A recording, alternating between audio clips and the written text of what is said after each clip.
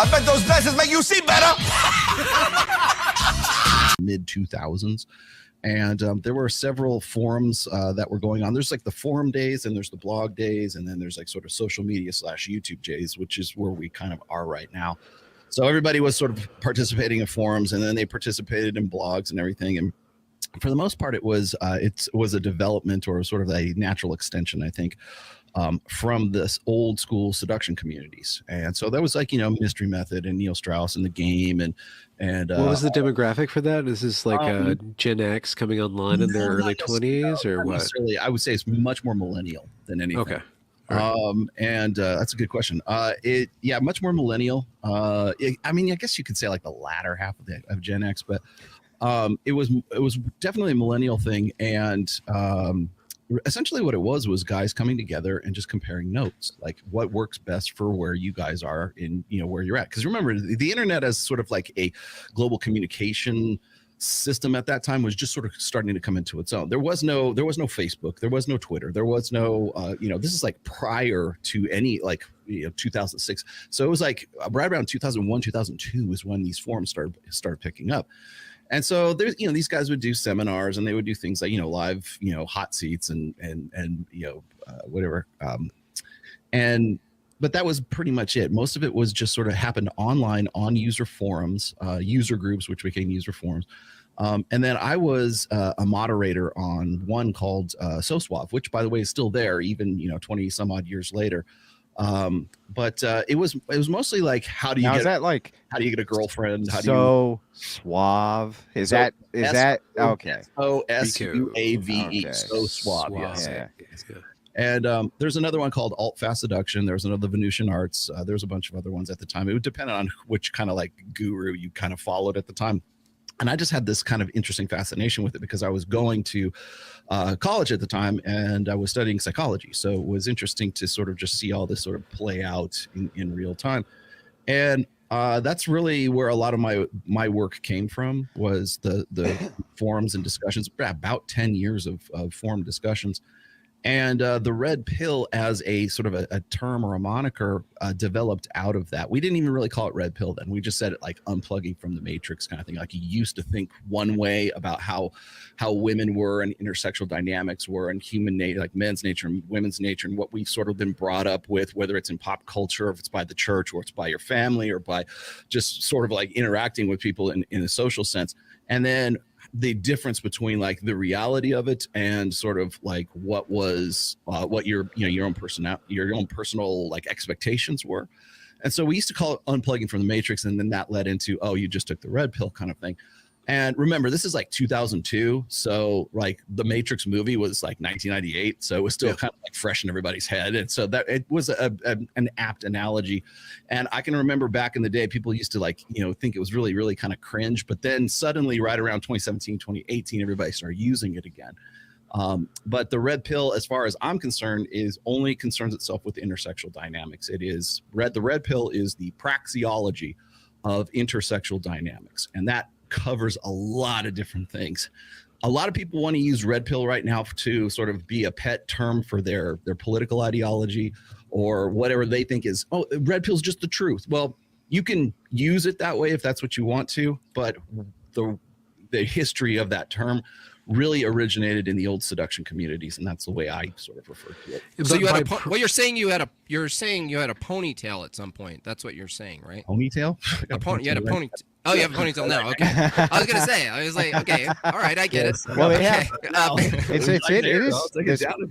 There is this one point that Rollo brings up that's interesting, because the political forums around the same time, and they're, these were all forum. I mean, years ago on the internet, watching a video took an hour, right? I mean, it took forever. Download it, right? Yeah, it took forever. If you got a pirated movie or something off of the internet, it took you 3 days of downloading, and then you didn't even know what you were going to watch, right? You turn it on, you'd be like, oh God, it sucks. Well, remember that podcasting, actually, the term podcasting meant iPod, like audio. Yeah. right? Yeah, You I actually thought, would yeah. record it, and then you would actually listen to it back as if it were a radio show of some sort. But we call podcasting, what we're doing right now is technically podcasting, but like back then, Coom podcasting. yes, exactly. But like what we take for granted right now, what we're doing here, all four of us in this thing, like we like just as far back as like 2016, 2017, it would have been very, very difficult to do what we're doing right now. Oh yeah, it would have been. Well, it's interesting. I was just bringing up on the political discussion side. I had never until, I don't know, 2 years ago, heard of anybody use the term red pill as anything other than a political term. And that meant you had woken up to the fact that, you know, the ruling class of elites are ruling your, you know what I mean? That kind of thing. Yeah, it was all designated around that. So I didn't even know. Like I when people started saying this, I was like, well, what do you mean he's a red pill? Doesn't that mean he's base, right? Doesn't that mean he's awesome?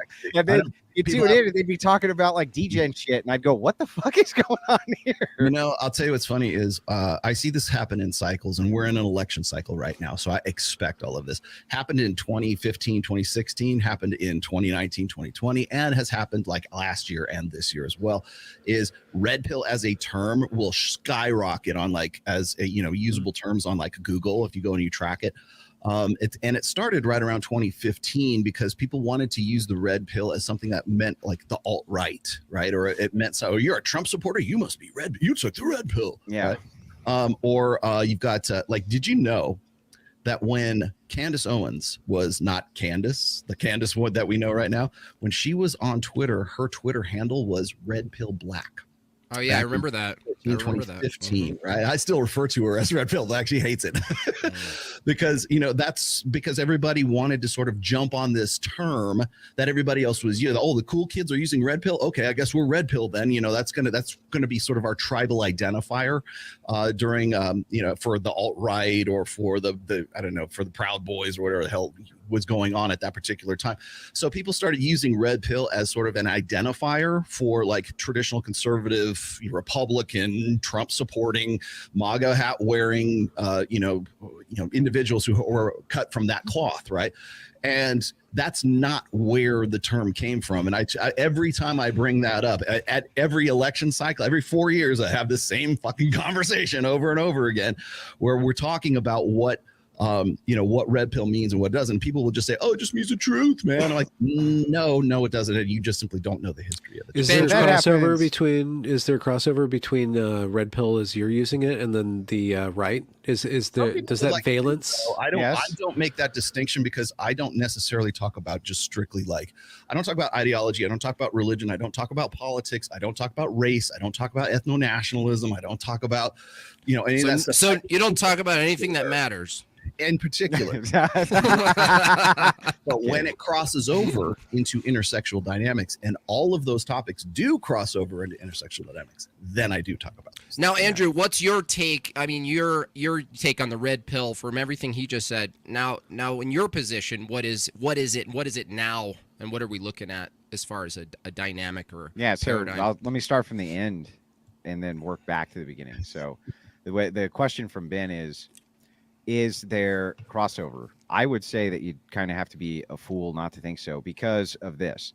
It seems that people on the right are much more open to the fact that we're living inside of a degenerate society, and they're actually kind of happy to point at female behavior and the degeneracy which comes from that as being, and feminism specifically, as being a prime cause, whereas the leftists and progressives highly endorse feminism and they endorse you know, kind of women's lib and all this type of stuff. So when you see right-wingers who rage against feminism, it's easy for them to look at one of these guys who kind of operates off of this red pill, what you'd call red pill praxeology or this type of thing, and agree with them, right? They go on and listen to them and they're like, well, that fucking guy's right. Okay, these broads are out of control. This is insane. Repeal the 19th, right? So, anyway, right? You see them kind of gravitate towards it, and they see it, and so yeah, there's a bit of overlap, I think, there. But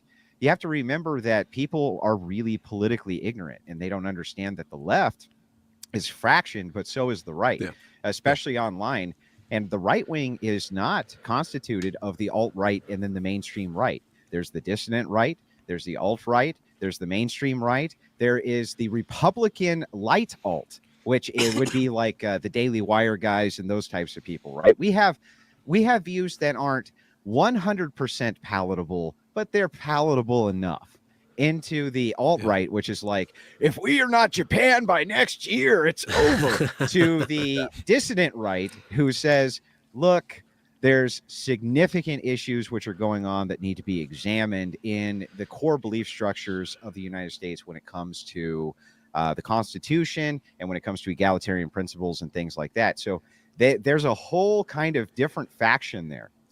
I don't see the red pill as being any kind of delineation of the right or left wing. It seems to me, and I've tried my best not to strawman their position, which I get mercilessly attacked for on Twitter, even when all I do is spell the position out without and I'll put a little note at the bottom. I'll be like, this is not my position. I'm just logically writing out this problem, right? And they lose to do that. Yeah, they lose their minds, right? They're like, no, you're siding with them. I'm like, no, I'm just writing out the argument. But anyway, so I'll put this stuff up. You're not allowed to do thought experiments. And I'm just like, look, this is just a basic logical problem. It's a basic logical issue. I'm just kind of writing it out in plain English so people can see what they're saying. But I don't think they're trying to take a political side. They're just trying to give descriptors for what they see. So for me, they're the guys who are walking down the street and they're like, tree, rock, right? Soda can, a soda machine.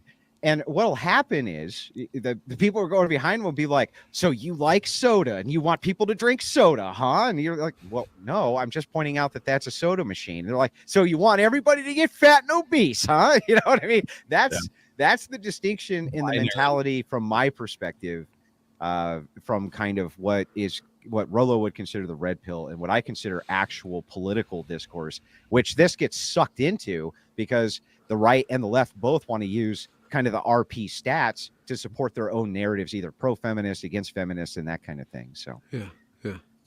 Well, does it fold in? Does the red pill procedural understanding of mating dynamics fold into some sort of eugenic ethno-nationalism? If you can force women to act in a certain way, then you can propagate a culture? So it can be used by the alt-right types that way if they chose to. It can be used as the dissonant right types to say, no, let's go back to arranged marriages and let's go back to, polygamy or things like that. Or it can be used by kind of the center right types to say, well, maybe we should really take a look at suffrage and move more towards libertarianism and kind of shrink the amount of people that are allowed to vote via, land and things like this. So, and it can be used by the leftists to say, look at the right-wing lunatics who want women slugged down in the kitchen and beaten with baseball bats all day. Mm-hmm. So it can be and is used by each side for their own political agenda. Yeah. Is there an underlining understanding that comes out of the red pill? I'm sure like you could. No. It's useful, like, right? You said it's a praxeology, so this is something that you practice, right? Okay, so praxeology, but does it describe reality at all? Okay, so the reason why I use the term praxeology is because it's the best fitting, system that I could probably come up with.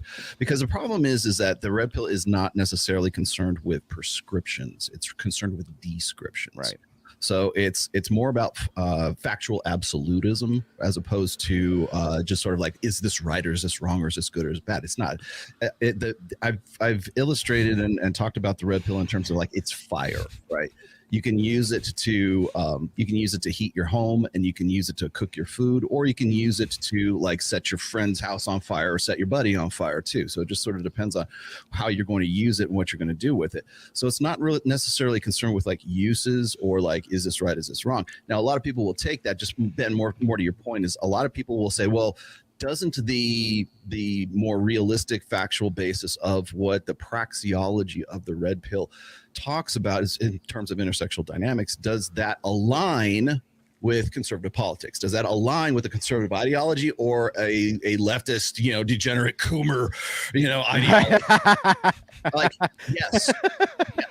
Both. It works for both. That's the thing. And as Andrew was saying, the minute that you start giving people like just hard data, hard statistics, say, here's what it is. All I do is basically get this stuff, write about it. I connect some dots and I allow people to sort of like, come to their own opinions. The problem is that's very dangerous on social, in the era of social media, because you can't give people hard data without telling them how to feel about it. Because if you don't, they will hate you for that, because they want you to tell me, oh, well, why is he even telling me this data? Because he wants to change my mind about something, and only a degenerate Coomer would tell me that, or only a MAGA hat wearing Trump supporter would tell me that. Rollo, what you're trying to say is, we know what you mean, though.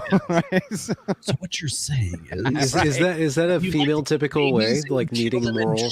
See them on an open fire. Oh no, it is. It's totally it's a gynocentric view of everything. But that's what people do. Is if you present anything, which is it doesn't matter if it's an argument and you're just presenting what an argument is, and you're trying to be as good faith about it as you can. So you're like, here's premise 1, here's premise 2, here's premise 3.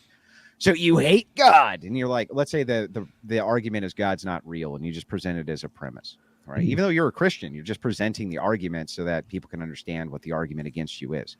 The first thing people will do is draw that down and be like, I see. So you're arguing against God because you hate God, and you go, no, I'm presenting this argument against, you know what I mean, the faith that I'm contending with really fast. Yeah, and they go ape shit, right? And it's because people apply their own biases when it comes to people that they hate, loathe, dislike, have a problem with, or this kind of thing, to anything that they say. So they map the things on to anything they say. They just kind of map it on as a position. And then whatever the worst position is they can possibly think of and the most uncharitable, that's your position now. What would the red pill say about dealing with those kind of people?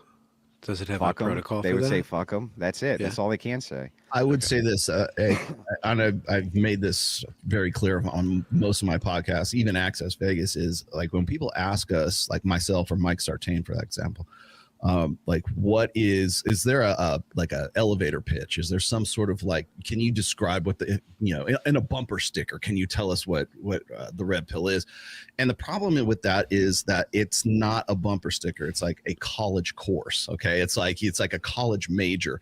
So if you think about how intersexual dynamics cross over through politics, as I was saying before, religion, just society, sociology, anthropology, psychology, evolutionary biology, and on and on and on. You think about how all of those subfields sort of cross over into intersexual dynamics. For me to say that the red pill is one thing or another, then if I give you one description of it, people go, ha, you didn't think of this, right? And no, I did. You just asked me for a 5 minutes, like introduction to, primer for the red pill. So the best way that I can describe it is the praxeology of intersexual dynamics. That covers a lot of things. It could be anthropology, sociology, psychology. Wait, so Rollo, hold on a second. If there's no prescriptives and it's mostly descriptive, practice assumes that there's a proper practice, or is there no such thing as an improper practice? Well, the practice is the descriptor. So what they're saying. Okay. You just go. So they're saying the practice is the description. Gotcha. So the practice, the elevator pitch is actually just describing the elevator to the person in the elevator. Right. Yeah, it's just. And he's like, who fucking cares? Right. Well, let me I'll just give you the quick definition here. What a praxeology actually is here. Okay. So it's technically a philosophical term, and people will say, well, this is from economics. It's like from Mises or something, or Mises, whatever. And it's like, that it was used for that because what he talked about is technically a praxeology, but it's really a Greek word, not necessarily an economics word. But it is a praxeology is, let's see, the theory of human action based on the notion that human beings engage in purposeful behavior contrary to reflexive behavior and unintentional behavior. Okay. So what it means is that it's a term of that it's a study of behavior in that behavior has a purpose or a function behind it. So there's like a latent purpose to that behavior. And what is that particular behavior? So it's not. How does it account for the value judgment of the description, though? It sounds like practice. It's not a cognate with Okay, so Rollo, what if the accurate description of most of reality in humankind is just that force wins, that males win because of force wins? how does your position, like from the red pill perspective and everything you're saying now, like how would you argue against someone who's in a part of your group or tribe or ideology? Say, he goes, hey, Rollo, force wins. Let's fucking do it. And you go, well, what do you say? So there's a difference between those two. I could say, are you asking me as for my opinion? What do you think the best practices are? Or are you asking me from a perspective of describe the fact that here's how force wins, here's how force doesn't win? I can do it from both of those sides. So there's the practice of it, and then there's the theory side of it. So if I'm talking about just strictly praxeology, I can give you, here's why you come to the conclusion that force wins, right? I can tell you and describe that. Or you can ask me, well, what do you think? What do you think is best practices? And that's where people lose the narrative here, because the red pill, as far as I'm concerned, is that as a praxeology, it is describing a dynamic. It's the Izot gap. So he's saying, it's the Izot gap. You just asked, which is this: is it right? Is it wrong? Do you think it's best practices that we enforce our will via force? Right? That's a different question than what is force, or how does the dynamic of force actually work? So you're asking me, it's technically two different questions. So it's like, what do you think about best practices, and what do you think about the actual dynamic itself? This guy in chat, he's like, I just love the word praxeology. It just feels good coming off the tongue. It's like saying praxeology makes me feel 5 times more intelligent than I did just a few minutes ago. I've had people like throw this at me. They'd be like, praxeology, it doesn't mean what you think it does. And I go look it up. And they come back like 5 minutes later, like, okay, maybe. That's what they call me and Jimbob in the chat all the time, autist, because it's we look at the aughts, right? It's not caps. They're like, you're an autist. I had to teach Dr. Phil what the word superfluous means. I think I can teach you what praxeology Well, I can't not look at the gap though, because if we're talking about culture and how to influence culture, and if your ideology, or in my view, Christianity is actually the thing that informs culture, then, if red pill doesn't really have a position on where we ought to go, and we're just describing things, I'm just wondering to the limitations of participation. That's the entire limitation, though. So like, you got the limitation right away. So it's like this. It's like, if you can imagine, and you make this argument, and I do all the time, actually, when it comes to science. Science can give us tons of descriptors for things which potentially could be true, but can't tell us what to do with them. So science might be able to tell us how to split an atom, but that doesn't mean we ought to build a nuke, right? That's the thing. Yeah. So I think that it's useful to have something like this around that can be referenced. You know what I mean? Yeah, exactly. The question is like, how do you use it? That's where I think the failures on that side are in. But I don't think they're trying to say that it's designed specifically to make the ought claims. It's only designed to give you these descriptors, and then you can do what you want with them. The way that Ryan Stone and I sort of describe this, Ryan Stone's written a book called Praxeology, right? So people can sort of wrap their heads around this. But what we call the red pill really is the Chilton Manual of intersexual dynamics. Now, I don't know if you know what a Chilton Manual or a Haynes Manual is. Do you know what I'm talking? Do you know what I'm talking about? Somebody has to know what a Chilton Manual is. A Chilton Manual is it's like the big manual. Ben is feverishly Googling. I was taking those for later. There's a particular. Okay, so my younger brother is an auto mechanic, right? He works on like classic muscle cars and reconditioning. So you got Chilton manuals for like all these cars, right? Yeah. A Chilton manual is basically a manual that shows you where all the parts and all the numbers and everything that could build a 1969. Chevy Camaro, right? And every last part is there and shows you how they all go together and everything else. It doesn't tell you how best to drive the car. It doesn't tell you what necessarily the gas mileage is going to be if you use a particular fuel in it. It's not going to tell you, best practices and how, some of them do. Yeah, some of them might. But like the thing is that the point of the actual Chilton Manual is just to show you how the damn thing goes back together. Okay, Rollo, I have a question. Can the red pill philosophy, the way you've described it anyway, can it tell us the value of like aesthetics and architecture? It can describe okay, so first of all, let me just explain something to you. The red pill is not an ideology. It is not a philosophy. It is not a belief set. It is not a sermonizing. It is not anything that has to do with a particular like as I said before, best practices.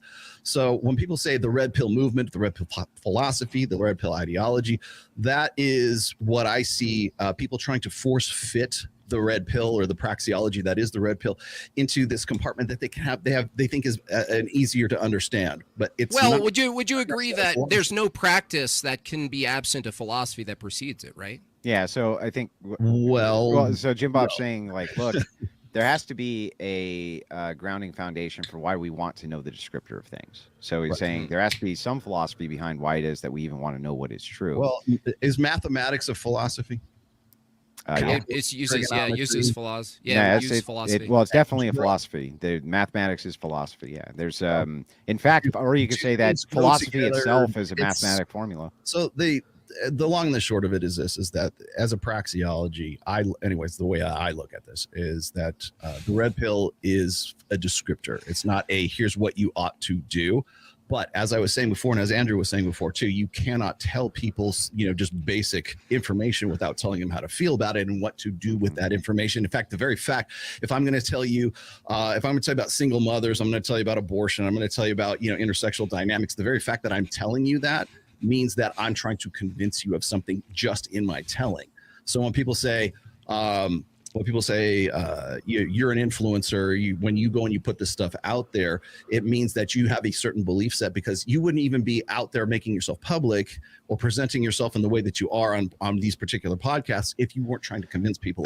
Well, Maury in my chat understand implicit bias, but that's not really what in its most idealistic form, what the praxeology. Right. You're just trying to give descriptors of what is objective true. But like Maury points out in my chat, he says the practice of breathing air or taking a poop, they aren't based on philosophies. So I think you can make the argument that yes, biological necessities, they're not necessarily based around some kind of, even though I think they are. There's something called ontology, which I think would cover some of that, but. Ultimately, I think at the root, what Jimbob is saying is if you're looking for a descriptor of what is true to begin with, then there has to be some kind of philosophy behind you even looking for that, right? What would be the purpose of the that's why I talked about aesthetics, because it's people think, let's talk about ethics. Well, some aesthetics and architecture and things do play into practice, actually, how we live our lives, how we experience the world. Obviously, in the West, we live in a very square, boxed-in system that's all about efficiency. And if you were to properly describe, Rollo, what's efficient, it would follow that if you wanted to be efficient, you would do away with unnecessary architecture and you would make everything square, right? And usable and quick, and you could tear it down and bring it up. Okay, this is the thing. This is why I bring this up, because what if your view could properly describe beautiful aesthetics, right? That was objectively beautiful and symmetrical, and yet in the same breath, the same description of the goal of efficiency trumped the aesthetics, right? And so I'm saying that because it permits that, it's almost detrimental that it'll actually put aside one value for the pursuit of another. And so it becomes arbitrary. Well, of a bunch of praxeologists who are aligned with like a red pill view that you do, they basically just say, well, let's pursue getting laid, build efficiency, money, and this thing, and then no one else in that group could actually have a valid argument against that. It would just be kind of like whatever the trend said. Was good, right? That would win, right? I don't actually understand that. So I'm thinking about what you're saying, and it makes sense. You're saying if all of you share the kind of social belief that all of these things that the red pill is stating are true, these are all truths, and one subsect of this takes these truths and say I'm going to act in accordance to this belief structure with utility. Utility, right? With this kind of data set. You other people couldn't resist that. That I don't understand, because why couldn't the other side just take the same subset and then say, no, I have a whole different moral basis. I believe that what you're saying is true with the descriptors, but I think that the moral application is different. No, you're right, Andrew. I mean that they could actually oppose it by just declaring a new goal, right? I'm saying they can't refute it foundationally. They can't argue why one is good or bad, or why you ought unless to go they gave one them or the other. data that disputed the data. right? That would be the only way to do it. That's because what you're using is okay. So whenever I hear the words like good, evil, bad, this is good, this is bad, what I'm looking at is really like from a praxeological perspective is what are best practices and what are worst practices. Okay, so to get more to your point, if we're looking at a particular phenomenon and we say, okay, this is what is true about this, is we're able to, with all of our five senses and all of everything that we can possibly gather, the most hard empirical data that we can about this particular phenomenon, and we get to the point where we have like I said, the Chilton Manual is almost complete. We go, okay, this is what is true. This is actually happening. It's a predictive framework. We can pretty much bet that this is gonna, 1 + 1 is 2, 2 + 2 is 4. If we have that as a foundational truth, now the question comes, what are best practices? What should we do or how should we use this information to make our lives better or to make other people's lives worse? The basis that they're starting with, just like for you, Jimbob, and probably for Ben too, right? They're using the correspondence theory of truth. Right. So they're saying all of these things correspond with what is objective reality. So we use the correspondence theory of truth. That's our truth theory. All of these things correspond with reality, therefore they're true. And then they hit this delineation, and that's what Rollo is saying. When we hit this delineation of best practices, he's saying now we're getting into the aughts. So what do we do with that? And that becomes prescriptive. But to see what I'm saying is that there's a difference. Like, I don't know if maybe you guys just see there's no difference between the two. But when I look at a phenomenon, we find out what is the most accurate description. How do we know what is true? Well, whether it's whether it's intersexual dynamics or anything else for that matter. But like, as far as I'm concerned, when it comes to the praxeology of the red pill, it is an obligation to objective truth. What you do with it from there, you guys like Christians can take it somewhere, Muslims can take it somewhere, Satanists can take it somewhere, anybody else can take it wherever they want from that point.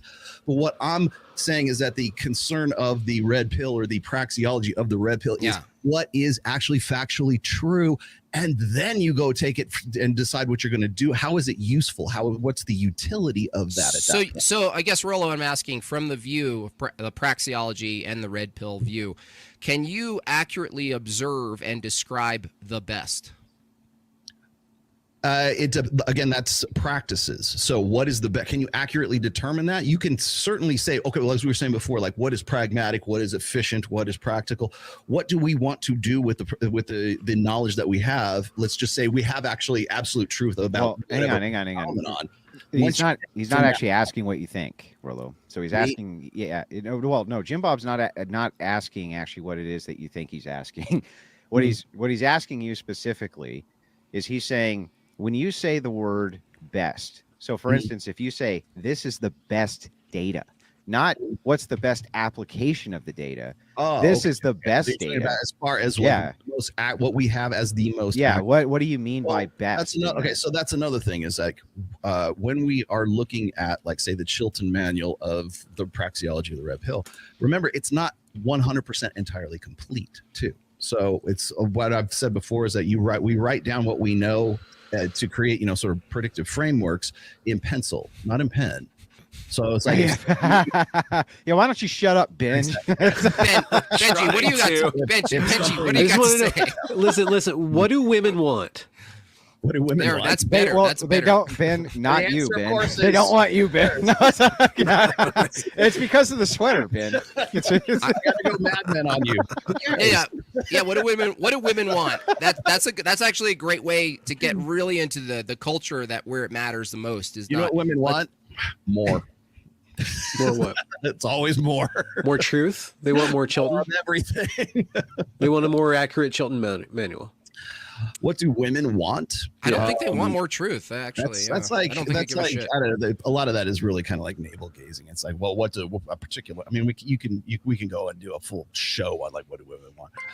If you want to talk about like as far as intersexual dynamics is concerned, like alpha fucks and beta bucks. That's basically what women want. They want the perfect amalgam of a guy who is a good dad and a good cat. How is that not a good or a true or a beautiful? That's a description of the true or beautiful. That is the red pill is describing what women ought or want. Right? It is until the Tinder swindler comes around, and then suddenly it's not as good as everybody thought it was going to be.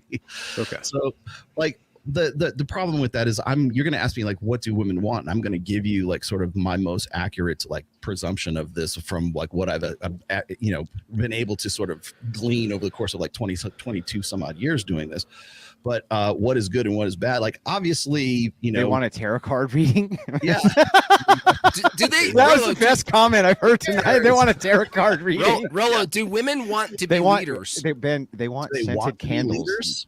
Well, you actually, have scented candles, Ben. I know for some reason I have a feeling you have scented candles in your house. I do not. You're trying to beta buck me, man. Beta bait me, actually. That's what's going on here. They were saying it's funny. Come on. I know your tricks. Yeah. Not one scented candle, Ben. Not one. No. The wife has a few though. I can't. Well, that's fair. That's fair. Yeah. Well, listen. I was at a cafe. It was really early, and there was this meeting of a bunch of Christian men. They had like their weekly meeting where they get together and like they work on their their issues. And they got into this conversation about God, and they all went on this real long, like this is what God is. This was good. Yeah, this is what God is. This was God. And they were all so certain that they knew what God was, or they argued with each other, but they spoke with so much certainty. And then the conversation relaxed, and somebody said, well, my wife did this, and I had no idea what she was doing by this, right? And they all like collapsed in their certainty about God, and they couldn't describe the person that they were sleeping with. Right. Wow. So the red pill, it sounds like the red pill is trying to describe that mystery that is woman. Mm-hmm. Yeah. And it's, I was going to say this is like one of the core kind of, I guess, say principles of the praxeology is that women, like from perspective, like women's nature and men's nature, is that it's knowable. It's nothing mysterious or nothing magical or cosmic about it. However, it serves women's purpose that men think that they are in some way unknowable, like forces of nature or the feminine mystique, because the less knowable a woman is, the more she can sort of use that as soft power for men who have always been classically been like covert or overt, physical power. Yeah. So, I mean, the old saying is, what is it? Like, men conquer worlds and women conquer men. Mm-hmm. So, and how do they do that? They do it through soft power and covert communication. They do it through subterfuge and nuance. And wait, do they conquer men or do they conquer weak men? They conquer strong men very well. Thank you very much. It just depends. Like you can say, well, this man's weak or this man's strong. Like, do you think that, like, say somebody like Alexander the Great is a big strong man, or how about Napoleon? Alexander the Great was gay, just so you know. Yeah. Well, because I want to summarize this. A strong guy or a weak guy? I want to summarize something important here. Is that when you say conquer a man, right? A man can be conquered by appealing to his own weaknesses of sin and appetite. And so a woman could actually capitalize on that, but I don't think it's the woman who's conquering. I think it's the man who's not properly managing their appetites or their weaknesses and their fleshly desires and things like this. And women can see that, right? And they go, oh, that's easy. Look at today's culture. I mean, it's entirely based on women being on the throne, right? And the men are submissive, kissing the feet, throwing all the donations, right? And then I don't even think women want that, by the way. Yield to the princess is now you go, queen. Right. So that's consistent description with the red pill, right? You guys agree and you go, okay, this is. Do you say this shouldn't be? Do you say this shouldn't be when you see this? So put it this way: I can give you my opinion of this. Yes, it shouldn't be, but I can also tell you the praxeological perspective of it, which is it is what it is, right? This is what will happen if men don't have their shit together. If women are more, let's just say, femme-powered or more in a position where they can take advantage of quote unquote weak men, or they can use, like, there's been throughout history, there've been very, very strong like alpha male men. So it's better for men to have their shit together because they were blue pill as far as with their women is concerned. So Rollo, how do you properly, from the red pill view, praxeology, descriptive view, properly identify an inversion? Because here's the thing: if I say right now it's accurate. Give me an example. Right, it's accurate to say women. There's this hypergamy, like women are elevated to a state of financial gain and status that is a result of materialism and weak men, basically, right, not taking the leadership role. So that's descriptively true, and your personal view is, well, it really shouldn't be that way, but that's not that's my personal view. I'm saying, well, if you accurately describe something in reality, and we both agree that that's what's happening, right? How do you skip to accurately describing that it's actually an inversion of something? How do you accurately describe inversions? So give me an example of that. So it's an inversion that women have power. That's I mean to say. So you in a perfect world, men are supposed to be in power, but the inversion is women are. They're always in power. Men are always in power. The fake out is that we can make it look like, due to luxury and modernity, right, that women are in power. The moment something catastrophe hits, or what I call it, concerns that go away with food shortages. The moment that happens, you start to see the true reality of things, right? It's a luxury belief. Feminism is luxury, and what I'm saying is, like, if you accurately describe what's going on, it's actually not true. Women are in power. So what I'm asking is, how does your view, like, if you're speaking on behalf of red pill and praxeology, how does it accurately pinpoint an inversion, a counterfeit, a lie? What I would say is this. Okay, so if you go back and you look at men's nature, you look at women's nature, you have to kind of like rewind the tape all the way. Okay, so if you go back and you look at men's source of power, like what makes them puts them in authority, and really for right up strength. until strength, smashing skulls, exactly, violence. Was it you, Andrew, who got into the argument about what was it, about enforcing rights? Rights enforcement on whatever podcast. I love that part. I was watching that. I'm like, oh, I hope he says this, and then you did. Enforcement. So men's power comes. So this is my viewpoint. Go ahead. Is that all power and everything operates through force, whether you think so or not. When you're talking about soft power, you're talking about seduction. So you're talking about seduction, and you're talking about manipulation. And the thing that's interesting about that, though, is that's a power men have too. And historically, men also can apply seduction and manipulation to great effect, but women can never apply force.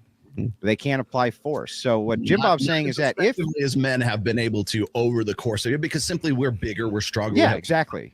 So strength. And as you were saying before, feminism, and there's a lot of other like ideologies that go along with this, but those are what Robert Henderson has called luxury beliefs. We are only able to entertain those beliefs so long as a society maintains a certain level of luxury. And once it drops, then suddenly we go back to caveman days, and we go back to gender roles, and we go back to sexual dimorphism, and was it division of labor? All that stuff happens once you get down below a certain level of affluence. So that's pretty much a given. But in a natural state, like in in our hunter-gatherer days, like, were men the ones that were making the decisions? Yes, they were, because they had the capacity for violence, and they had it probably a whole lot more than we do now. So are men nothing but weakened by the progress of technology? Is technology robbing men of their strength, and therefore men aren't getting their shit together, and therefore men are weak because they're not stronger than technology? Yes. From my perspective, yes. Okay. So, but again, defining the phenomenon between men and women are physically weaker. Women are also, you have to remember that women were, and still are, the incubators of the next generation. So when you look at our evolutionary past, a woman was usually pregnant most of the time, from the time she was probably about 15 or 16 years old, and had a series of children where, be fruitful and multiply. But remember, women are the vulnerable sex. They are the ones who have to be protected by the strong sex that is going to, fight off the saber-toothed tigers and bring home the meat, and hopefully share the meats along with everything else, and be parentally invested in that woman, because she's the one who's going to be pregnant most of the time. And and if she's not pregnant, she's also doing caregiving and nurturing for those children as well. And remember, human males, the reason why we are where we're at right now is because we have gigantic heads, right? Most babies are born premature. We have giant heads because our superior, the reason why we're the apex species on this planet is because we're the smartest sons of bitches that were ever created, right? The way you do that is you have to have a very big head with a lot of synapses and a big brain, right? You have to pass them through widened hips in a human female, and that makes her vulnerable, okay? a human baby cannot reach like self-sufficiency until it gets to be about what, like 6 or 7 years old, right?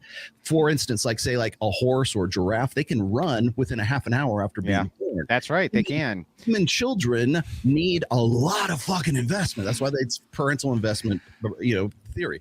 Okay, call it evolutionary prattle. You could, I don't care whether they were created that way or that way. The fact still remains, we got big fucking heads, okay?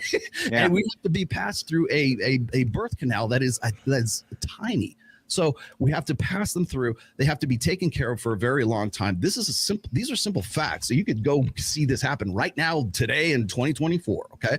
So just not very often anymore. From a physical perspective, women have always been the vulnerable sex. So how do you keep those very fragile children and those very delicate, vulnerable women? How do you keep them alive? With very strong sons of bitches with wide shoulders and biceps and greater blood flow. I have this list of all these. Well, and that's what technology. If you look at the evolution, not the biological evolution, but the evolution of technology. What's interesting is that if you kind of trace it back to the beginning and you start to look at the things that we cared about the most, was all based around infrastructure and comfort. And the reason for the technology being based around shelter, things like this, is for this exact reason. So the technology is there and exists there, not to protect women from the saber-toothed tiger necessarily, but to protect them from the thing that kills them the worst, which is nature. Nature is the thing that kills babies and kills women. Women used to die from this thing called hearth death. Have you ever heard of hearth death? Yes. Okay, let me tell you what hearth death was. So this was actually something, I'm not even kidding. I've heard of girth death. Yeah, if you go back to early America, women used to cook in their fireplace. There wasn't a stove. Okay, they took their cauldron. Yeah, hearth deaths. Okay, whatever. Okay, so anyway, they would actually catch their clothes on fire and burn to death. And this was actually common. Like, stupid, this is more women. common than you think. Their dress would catch on fire and they would fucking burn to death. They'd be running around like a Roman candle in their house, right? because of art death, and it's like, it's not a joke, right? So they have smaller skulls. You're saying women have smaller skulls. So how do you? And maybe more to your point here is, how do you keep very fragile children alive, and how do you keep vulnerable women who are, for the most part, either pregnant or they're nursing or they're nurturing the next generation? How do you keep them alive? Keep them alive with men. You keep them alive with men who are, from a division of labor, from a sexual dimorphism perspective. I don't care whether you want to call that evolution or creationism. It doesn't matter in this case. The fact of the matter is that, yes, are men more powerful than women? Yes, they are.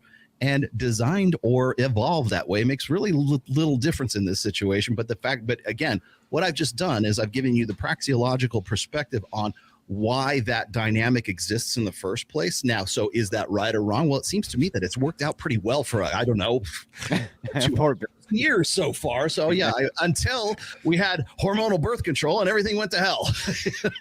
Is that the line? That's the line where the power dynamics completely go. Exactly. Because control. Women have become less dependent on the resources and the provisioning, protection, and parental investment of men.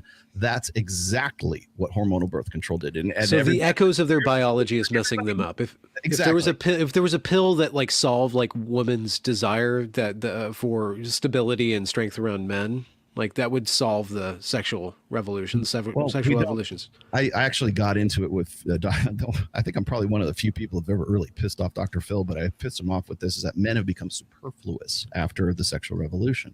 They're nice to have around, and you'll hear women say this on every damn podcast, but they don't need a man, but they want a man. Right. They do need a man, though. That's just descriptively false, though, right? Exactly what. Okay, got you. Very much, because that's exactly what I told Dr. Phil, and he was like, "What's superfluous mean? I don't know." I have a degree in psychology. I've never heard the word superfluous. Well, I have a degree in sociology. I have a degree.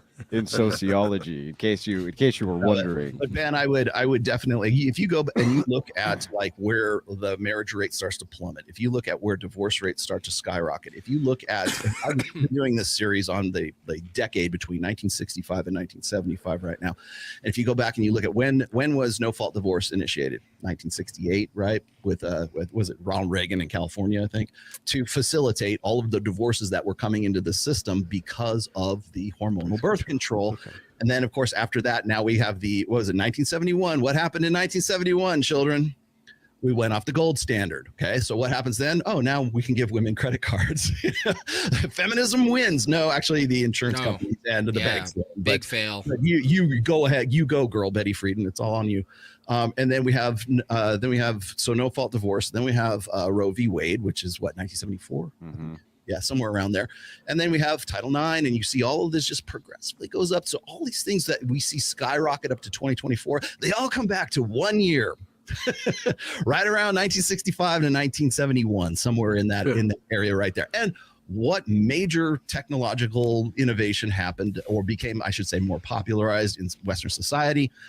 Hormonal birth control. Yeah. And you can actually see these trends. And that, by the way, goes back to your eugenics question. Yeah, well, in Europe, this happened before. Eugenics, basically, is what it is. This happened before, though. If you look at the trends, it's actually hormonal birth control was newer in the United States. It had already been out in other places for a long time. I've always kind of disagreed a bit on this point. I remember we kind of had a bit of a back and forth on it, but I do think that there's no doubt that birth control contributed greatly to the sexual revolution. It couldn't have even been done because all those women would have been out screwing and all gotten pregnant, right? so that would have been a big problem for them. What's more interesting, and I understand your point. Like we talked about this before, and I showed you the graph between like the correlation between the rise in hormonal birth control use and the rise in divorce at that time, which happened much of at least 5 years prior to actually having the no fault divorce initiated. So essentially, I mean, my theory is that no fault divorce was the inevitable outcome of all these divorces that were coming into the system because they couldn't keep going like, okay, who screwed over who's cheating, they just couldn't do it because they were so inundated with these divorces. And they also wanted to put women into the workforce at that time. And if you look at again, go back and look at the graphs. If you look at 1971, you see that our production in the United States skyrockets, but the mean wages stay the same. Yeah, right there. So Andrew, are you? Sorry to interrupt. Workforce. Andrew, are you saying like all your interactions with people like Rollo and other people from the red pill community, if you will, are you basically saying, yeah, you guys are accurately describing some things, right? I would agree with, but for fuck's sake, pick a side and point in a direction, right? Yeah, so my beef here is that I think that the red pill, as it were, by the way, David Patrick Harry, I don't know if you've ever met Rollo Tomasi. What's going on, Rollo? How you guys doing? Maybe how's it going, David? Cheers. Yeah. Welcome to the convo. But so my big issue with it when we go back and forth is I don't think that they can make good claims for what people should be doing. But the more that I engaged with them, I found out something interesting. The guys who are really into this don't actually want to. That's not their goal. Their goal is totally different instead. So their goal actually is just to say, here's a data packet, do what you want. Because if you're not informed about what's even happening, you can't even make those odds, right? You don't have the core information which is necessary for you to even make those ought claims for these descriptors for society. So what I did was, instead of going, yeah, fucking degen scumbags, is I said, look, once in a while you need to do that, right? Yeah, instead of that, why don't I actually try to take your information, apply it to my worldview, and see how it fits? Well, interestingly, it's a 1-to-1 almost from the Christian worldview. Let me explain. Mm-hmm. Okay, so the Christian worldview says it's really it's optimal if you maintain chastity until marriage. And the red pillars go, yep, that's true, because these men, they sure like those women with low body counts, and they sure like these women to not have their baggage. So the red pillars go, yep, you Christians are right about that. And the Christians go, okay, you should probably get married young because it's better for fertility. The red pillars go, yep, that's also true, and it stops feminism, and it stops all sorts of things that they could get into if you marry them at 18, 19, 20 years old. Right. So you start mapping these on one for one. You go, perfect world. Yeah. You go, holy shit. We actually agree with a whole lot of these descriptive claims here, right? When they're applied to our worldview. But then here's where all hell breaks loose, where the tires come off. And then there's Pearl. Right. Yeah. Where the tires come off of this car and the fucking thing turns into a wreck is this. The red pillars go out. They're like, listen, let me tell you what's actually happening right now. What's actually happening is that this small subset of men, about 10% of them, they're banging all the chicks, all of them, not some of them. They got all of them, and they're just smashing them like no tomorrow. And by the time they're all done smashing these chicks, and all these chicks want one of these particular guys, so they're all competing for them. Right. And then by the time they're done and they realize, oh, shit, I'm screwed. I've hit the wall or whatever. And I'm never going to get one of these guys. You can then have her. She's there for you. To go ahead and pick up and go home with. Right. And so the Christians look at that and they go, the second they hear that, they go, Rah! Because they can't envision that female mate selection could actually be that primitive. But when you look at all the data, you look at all the polling, and you look at all of these dating sites, the dating sites are the big tells, right? You look at Tinder, you look at all it's always the same story over and over and over. So then they get into this fight over degeneracy. And what the Christians say is, look, what we want to do is convert society to Christianity so that we don't have this kind of like overage of a degenerate problem. And the red pillars go, oh, well, that's nice. And here's what's going to happen. What's going to happen is these chicks are all going to go bang these top 10% still. And then when they're in their 30s, you could pour some fucking holy water on the whore's head and marry her up. That's literally this whole fight summarized, okay, in like the best way I could possibly summarize it. That's what's going on. Now, I do have a solution for this, an answer to this. And I have a debate coming up where I'm going to really get into this because I really do have a great answer for it. But that's the fight. Yeah. So Andrew, why is it that red pillars aren't just becoming Christian? What's this? Why are they two different positions then? Yeah. Here's why. All right. So, yeah, go ahead, bro. You go. No, I was gonna say. Okay. I wrote it. It took 3 years of my life to write an entire book as part of the series about that. But continue. Oh, well, I was just saying the reason for this is because the red pillars are like, well, that's nice. You can go ahead and you can even take this top 10%, this top 10% tier of men, and you could make them all Christians tomorrow. The problem then still doesn't go away because what'll happen is those women will still vie over the top 10% of those Christian men until they're 30. And then when that happens, you marry them up. They barely have any children. You might have them chased 30-year-old virgins, which might be better, but chances are pretty good that out of that 10% of men, they're going to have some moral failings. They're going to have some, oops, I slipped my dick in her. Right?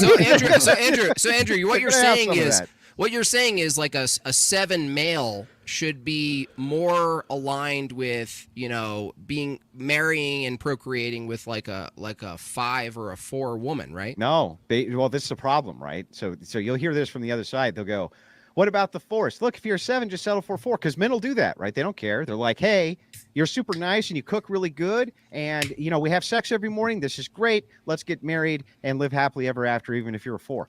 But here's where the rub is, right? Even the 4s want the top 10%. They don't want you.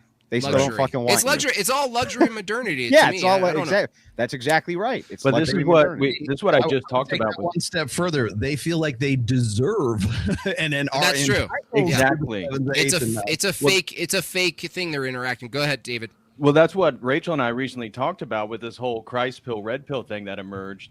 There's this real naivete within Christian dating, assuming, again, some part of the Christ pill narrative that I've seen online is that, like Andrew says, you make an altar call, you get baptized, and now these girls are repented, and everybody gets together, and it's, happy ever after. And it's like, no, hypergamy still exists within Christian dating. getting genuine desire and attraction from a woman still exists, because we're talking about submitting. So we're talking about a more traditional role. And so a whole point of Rachel and I's conversation is that, look, if you look at parts of the red pill, we can agree with all these things in regards to building the right sexual dynamics, even within a Christian relationship. It comes into these larger moral claims that, yeah, we would say we have more of a prescriptive remedy to the descriptive reality of the red pill. Right. But there's a real naivete online that somehow if you just take the Christ pill, you swallow the Christ pill, and now you're going to get married. It's like, no, guys, in Orthodoxy, for example, we have a massive growth of young men. 70 to 75% of all new converters are because young of men. Me. And Because so 100% because of me. We have all these women. We have all these young men, and then some of the women in the parishes, and they still are not getting married. Why is that? And it has to do with genuine attraction and all these same secular things that women are affected with. There's still, and it's not that we don't have grace for these women. So there's a middle space, but there's a total naivete in regards to the Christ pill, and it's totally unrealistic. Did you say something about over on David? Good, Benj. Good, Benj. Just like secularism is tied to genuine attraction, or No. giving into one's genuine attraction is secular. Reality is. Reality secular? In regards to the intersexual dynamics, that, for example, a lot of young men have difficulties just carrying on a conversation, and so building interest in a woman and just being able to form these relationships. So intimacy. These are I mean, like secular skills, but all of this is going to be necessary. So when the red pill, I wouldn't subscribe with aspects of what they would remedy the degenerate situation we're in, but we still have a problem with getting young men and getting young women and the women wanting to occupy these traditional Orthodox Christian marriage roles. Rachel May, fat guts. Yeah, even Christian women don't want fat guts. Right. Well, that's the thing is so take a look, for instance, Jimbob. If you take you and Benj and Rollo all together, right? The only guy here who can match David Patrick Harry in looks is me, right? All of you ugly fucks, not even close. So, but yeah, nice beard, by the way. Yeah, fuck you. Tell him, tell him, David, how hard it was for you. Yeah, so I've been a content creator, been an Orthodox Christian, and trying to find a wife. It took me over 3.5 years to find the woman that is like excited to occupy this role and is with my mission. And that's where I talked about aspects of the dating world are true in regards to the red pill, and it's still true with the Christian world, and it's not easy.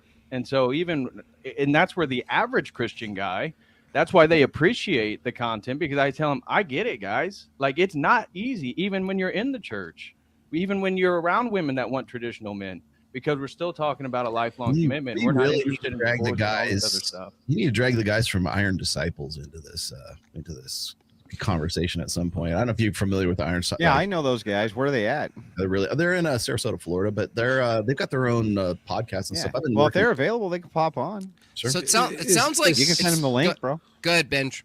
No, is the sex dynamics worth the bother if nobody's procreating? If you take procreation out, is it worth the bother? No, that's why they're not procreating. So this is the key, right? So there's the juice worth the squeeze. Yeah, this is the key.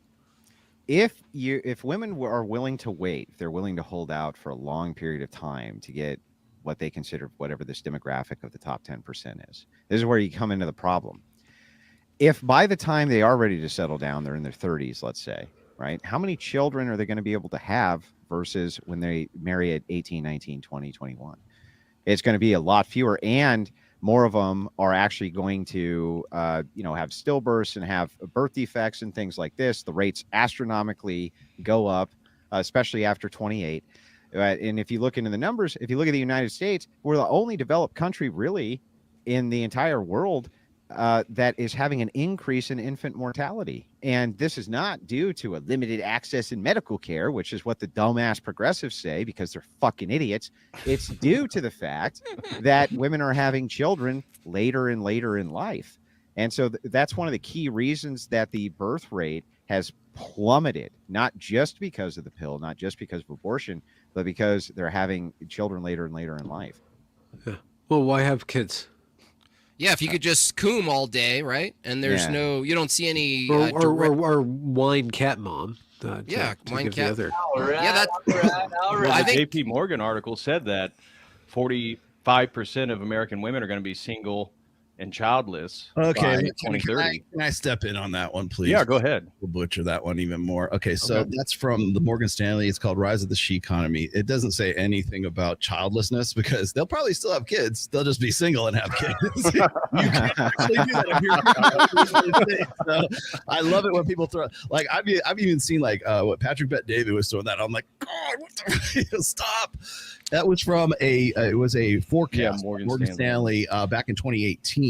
Yeah. And they were, the prediction is that 42% of women that are in their prime working age or demographic, which is 25 to 44, will be single by 2030. It didn't say anything about childless, but like the presumption is that, most of them will be. Right. But the idea is that, but remember, you don't have to be married to have kids today because 42% of children are born out of wedlock as of, I think 2020 was the last time I saw that stat. It might be more right now. So the thing is, people are acting because of convenience and luxury. They're acting primarily on immediacy and convenience. And so when people make choices about these things, they're basically saying, well, why the fuck would I do that? Right? That's like a 20-year choice. Why would I make a 20-year choice if I don't have to right now? And so it seems to be a massive problem. And like Andrew said, it doesn't matter if you're red pill or secular or Christian, just like David Patrick also said, is that if you don't fix this issue of the values that you put on your life and your decisions, if they're not like in a long-term storyline, like your entire life, like what is your life going to be? Yep. It seems like there's no way out of the immediacy taking hold of men and women, right? So we're both at the effect of this, and luxury, and the irony is that we have this technology where all five of us could get on the fucking thing and complain about it at the same time, but it doesn't. It's still true though. It's like, how do I teach my daughters and my son how to teach them how to operate outside of immediacy? I don't know the answer to that. I honestly don't know the answer. Is that impossible, Andrew? Andrew's shaking his head. No, it is possible. Absolutely possible. And I'll tell you why it's possible, because it's a concept that's called grand strategy. And if you've read anything by, was it Robert Napoleon? Greene? No. Well, it comes from that. Yes, that's actually the term, but it's grand strategy. It's seeing the war instead of the battle. Okay, so for instance, and I came to this after doing Fresh and Fit so many times with young women who are like 19 years old and they've got like a body count of like 20 plus, partners or whatever. Which isn't that uncommon. So it came from dealing with women who are very young, who are like 18, 19 years old, who they're just living in the moment, right? They're what are called temporal provincials, right? They don't care about what happened in the past. They don't care about what happened in the future. They only care about what happens right now. And so, at least they don't have any baggage with that philosophy. Right? You know who does? It's erased. It's erased. Is the woman who is between the ages of 29 and 31, who is now going, oh shit, I need to get my life together. Oh shit, I better get with a guy before the lights come on at this club, because I better be able to leave with somebody pretty soon, because they are no longer able to compete in that sexual marketplace the way that they could when they were 18, 19 years old. So when they get to that point, which is what I call the epiphany phase, that's when they find God, and that's when they come back to church, and that's when they want to make you wait for the pussy that she just gave to the guy like 2 years ago at the club, right? So the whole thing happens right around 29, 30, 31, which, by the way, is the 30 for women is the most common age or average age of first marriage for women. So that's when they have this sort of epiphany right there. And what do they say?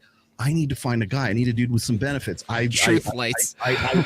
Truth lights. I'm done with I had my fun in my fun in my 20s, and now I want to get serious. I want to get right with God, and I got to find a guy for the long haul. The problem is now that they're at that point, the guys that they want are hitting their stride. They're starting to get into their peak potential years, and they don't want to have anything to do with them. They want to get with a woman who's younger, because now they have the options to actually be able to do that.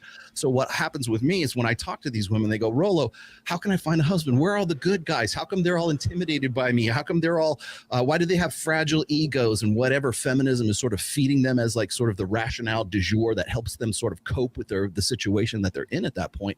And now I'm comparing the two. I got the 18, 19-year-old girl, and I've got the girl who's like, say, 30, 31 years old right now. And the problem is they never thought about the future. They never saw the battlefield from the God's eye view of the battlefield. They were only right there. And it's the difference between grand strategy and just taking one battle at a time. And they get to the point where they go, oh, I should have thought and planned, like you were saying before, I should have thought and planned out things a whole lot better than I actually did. The problem is if their fathers, their brothers, their uncles, a wise male says, hey, you should really start thinking about grand strategy. That sounds like chauvinism. That sounds like misogyny. That sounds like you're trying to control their lives and to take some sort of fiendish manipulative power over them by saying, hey, you might want to think about where you're going to be in the next 10 fucking years. And they don't want to hear that because that sounds like what they've been taught is patriarchy. Oppression. It's oppression. Yeah. But that's what the church and the true patriarchy is for. Because the church guides the men, because the men are focused on God, and then the men can actually be the leaders that spiritually lead the family. Mm-hmm. I think that's why, again, the point of the conversation is that the religious framework at least already provides that sort of God's eye worldview from what the meaning of a life is. The problem with that, Dave, is that, and this is I think the biggest failing of Christian conservatism today is that it is 100% responsibility for men and 0% authority for men. So you have all the, like, I hear Ben Shapiro, I hear Matt Walsh, I hear Candace Owens, you name the guy from freaking Daily Wire or PragerU, and I will tell you it's the same damn story, which is the way we're going to turn Western society around is if men would just take more responsibility. It's like they don't have the authority to enact that responsibility in the first place. So all the responsibility in the world makes who's taking their authority from them to enforce? Like, that doesn't make any sense. So, like, this is like hypo agency longhouse thinking. Like, we don't have any authority. Just like assert authority. Well, what's authority? Okay, so you don't have in a gynocentric social order. Just what I just said a minute ago. Legally. Legally, just leverage in the dynamic of a relationship socially in the first place, because everybody wants to say that a marriage ought to be 50-50, right? Well, everybody's an equal partner or a co-equal partner in this thing. In fact, you'll hear people they don't even refer to their husband or wife as a husband or wife. They refer to it as their partner, right? So there's this idea that there's egalitarian equalism between men and women. As we were saying before, who should be the leader? Who should be the one who makes the calls? Who's the captain of the ship? Who's directing the course of that family and that marriage and everything else? Now, from a Judeo-Christian perspective, it's the man, right? I mean, whether you read it in the Bible or you just look at it from just simple... And who bestows that on the man? Dimorphism. The man is the one who's providing protection, provisioning, and parental investment for that woman. It used to be, patriarchy, by the way, is a much more balanced system than what we have right now. Because patriarchy, in its idealized sense, meant that a man had responsibility for his wife, his kids. You know, if his kids were like criminals, he was guilty of the crime. If the wife sent the house or had sent the business into bankruptcy, he was the one that was responsible for that. But he also had the authority to rule over the wife, for the authority to rule over the children and make decisions for those children and have them defer to his authority. And the authority came from somewhere. This is just I just get a little I follow you guys up to the point where you say, well, but men don't have any authority. It's like, wait, not now anyways. Where does that come from? We do still have the authority because what you call egalitarianism, as Andrew argues a lot, is that it's still upheld by pure force. So the men still have the muscle and they're still using it to some minimal extent. It's just that their balls have one of those rubber bands around it, like you do with the cows, and so they're kind of like wobbling around, right? But who did that? Like, who's responsible for men not having authority? Men did that. Why? Well, because they fell trapped to egalitarian. No, they fell trapped to a false doctrine. Yeah. That's why Christianity is so important, is because without Christianity, you have no oughts. You just have praxeology where you're just describing things to death. In tying what Jimbob and Rollo were saying, I would agree. Useful. Put it that way. You have to make it useful. Go ahead, Dave. Sorry. I was going to say, I agree with you, Rollo. That's why, again, as Orthodox, I would argue theologically and philosophically that the errors of the Reformation and really the errors between the Great Schism of the Orthodox Church in 1054 and the Catholic Church have led to presuppositions of progress, be it theologically, philosophically, and now in this idea of just general Western society and this belief of moving towards utopianism, and that Protestantism can't save us. And I firmly believe in the next couple generations, like it's going to die out, because if you just look at the average age and you look at what's happening in culture, it can't resist it because it doesn't have a sacramental reality in regards to that everything that we believe is actually true. In addition to the semiotics and the archetypes, the Petersonian language that people want to use Christianity for. I think it's all that. So it solves, it provides the ultimate prescription for the red pill. But I agree with you in the state of Western culture, and that Christianity is absolutely weak and deserves the mocking that it often gets. What do you mean by Petersonian? You know, it's like fuck you. No. Back off, fucko. I really need a sound drop for Peterson. I think the big problem, almost what you're saying is true, but there's kind of a net problem, which is that as Protestantism dies, and it is dying, and the reason that it's dying off is because they're becoming secular. People are leaving those churches in droves. They're just leaving them as fast as they can possibly. It was upstaged by more Protestantism. Like a brighter one with more colors. Yeah, but I mean, it is. They're leaving it in droves, and you see the kind of traditional churches exploding in popularity, and it's not just here; it's globally. It's global phenomenon. I should point out also that this is not just a Christian thing too. This is also for Muslims, for Jews, for everybody. Yeah, traditionalism. The feminism has gotten into everything. I mean, it's like pretty much across the board. And the reason why I can say that is because, like I said, I took about 3 years of my life to do the research and everything for my third book, or my fourth book, which is religion. And my book on religion was really an effort, let's just say, in trying to sort of explain the red pill in religious terms and like why things work. Now, Ben, you were just saying a minute ago, like, you know, secular truth versus religious truth and stuff. Like, the one thing I would say is this: is I think that both can be true at the same time. So, for instance, I think that like a secular truth can also be a religious truth on top of everything else. So if I go and I say, well, the Bible says you shouldn't have sex before marriage. Well, that actually makes pretty good sense in an ideal world. And I point that out in my book. Also, prearranged marriages make a lot of fucking sense. Like from a pragmatic perspective, if you're blending two tribes and you realize your very young daughter can't make really good decisions for himself, or your son doesn't know what he should do. And if you're a wise man, you say, hey, I want to, make sure that I want what's best for my daughter. I want what's best for my son. But that only lasts because of the tightness of the net of the community, right? You have to have that reinforcement of for instance, the way I pointed out is like proscriptions on like sort of like foods, right? You halal foods versus haram foods, right? Versus like you're not supposed to eat shellfish or hoofed animals or unclean or pigs or whatever like that. But the practical reason for that is because you're going to get trichinosis and die because nobody knew how to like cure ham back in the day. Now, is it still a religious doctrine for some religions, for Islam and for Orthodox Jews? For sure. I'm sure it is.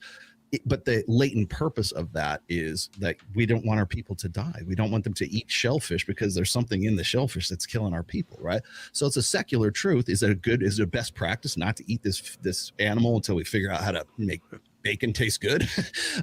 Yeah, it is. It made sense at that time. Now, is it like, well, it's handed down from God and it's in the Bible and everything?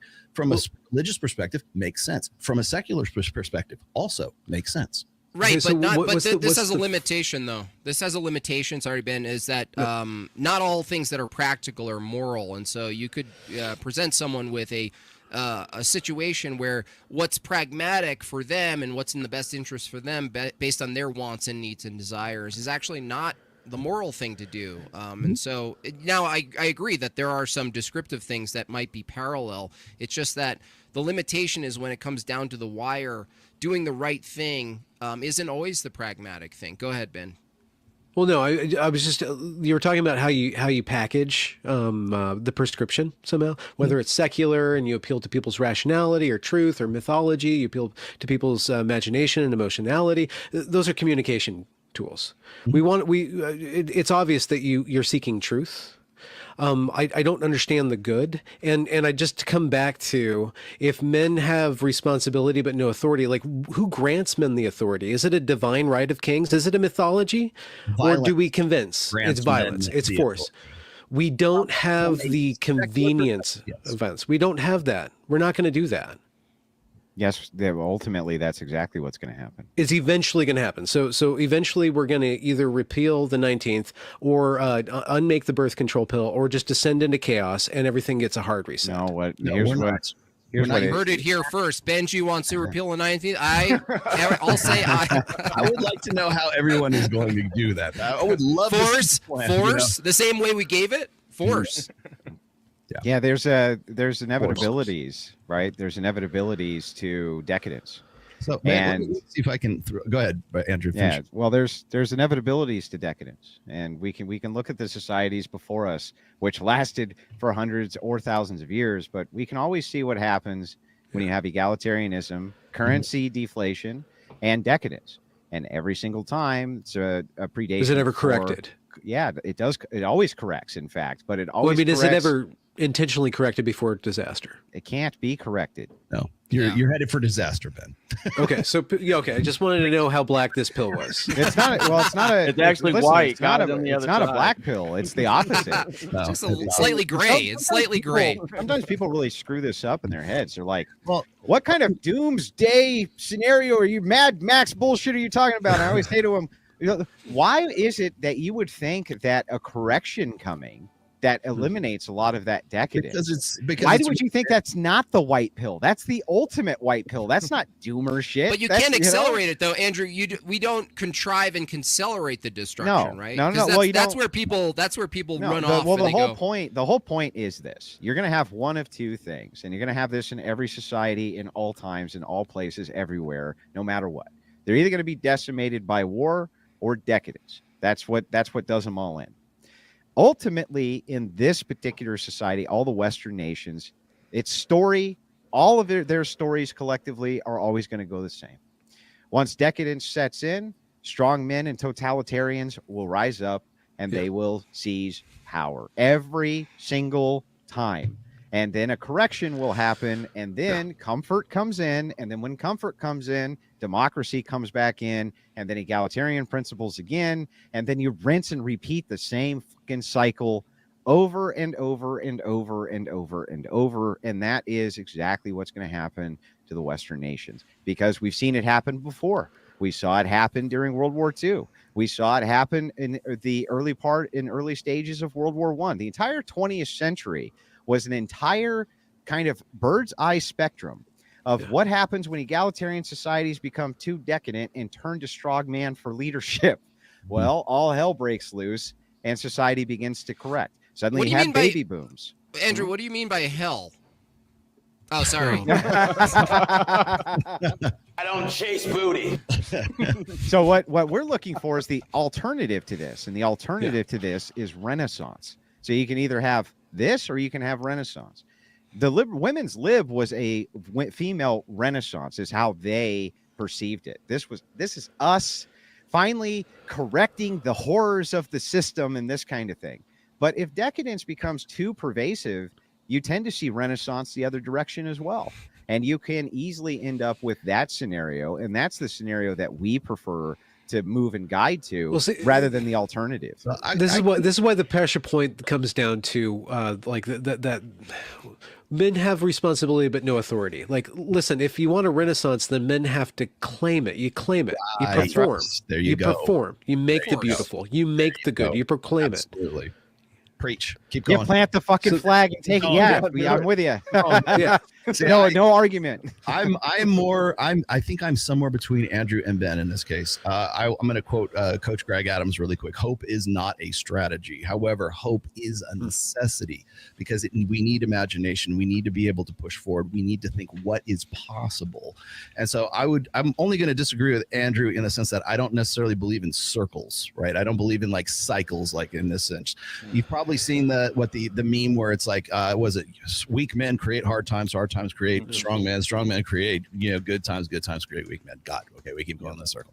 Well, I don't know if you guys have seen any of these movies. I think was it 1918 or something like that, I think it was on. But it's like, if you look at what was happening right before World War I, everyone thought it was going to be a quick war. Everybody was just going to have a good old time until they met the first 50 caliber machine gun, and they were mowed down. just like mowed down in droves, right? And that's what put into the minds of the kids during that time. It says, you know what, this is not going to be like our grandfather's war. We're fighting for our lives in here on an industrial scale. What I'm going to argue is that the next like collapse, the next meteor, the next war, whatever, we're going to run into something very similar. It'll probably be AI. It'll probably be like automated, like robotic weapons that'll just like gun down people in so much, carnage that we won't even, it'll be on a wholesale. I don't know. Porn. You could say that porn is the carnage. Porn is the machine gun that just killed masculinity. Who needs bullets? Who needs bullets? Very good analogy, but it's one of many. Okay, so if you look at say hormonal birth, let's just even go back to I present this in my fourth book, right? When we talk about like in the Bible, right? There's the tree of knowledge that Eve ate from, and so we have the knowledge of good and evil, right? I look at it in these terms. It's like we had the atom bomb. Okay, atom bomb, atomic energy was an apple that fell off the tree of knowledge. Hormonal birth control, an apple that fell off the tree of knowledge. Now we have to deal with this shit, right? Now we have to figure out how we're going to make this work. Bang. 2000, about year 2000, the internet comes out. Now we have worldwide communication. We have globalization on a scale that we're unprepared for, right? Then we have social media. Then you have porn on a globalized scale. However we want to look at it. Next thing that's coming up, the next apple to fall off the tree, I think is probably already AI, and it's probably going to be automated weapons, and it's going to be just like the efficiency of killing people and ruling people in such an automatic way that we're simply not prepared for it, just like the kids weren't prepared for the first 50 caliber machine gun that killed all of them in World War I.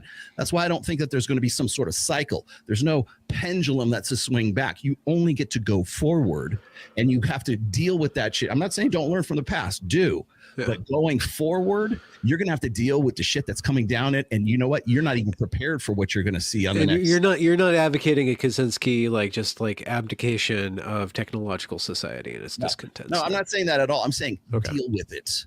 Perform, just like you were saying a minute ago. Yeah. I don't necessarily, I know Aaron Clary is going to shit all over me for saying this, but I don't believe in enjoy the decline.